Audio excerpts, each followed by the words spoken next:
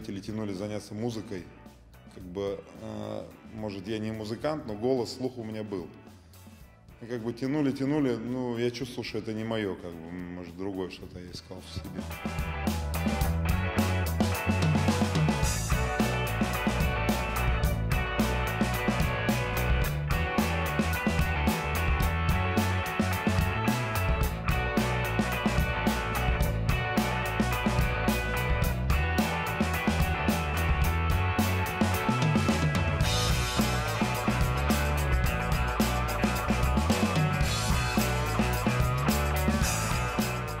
В 2010-м, например, я повез 10 человек, из них 7 стали призовыми на Крыме.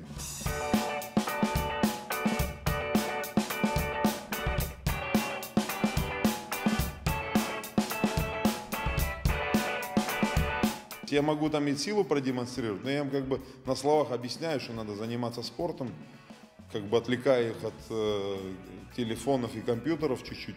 Вижу генетически сильного, я ему говорю, займись вот этим, это твое, например. Ну, как бы преподношу ему, что он может достичь чего-то.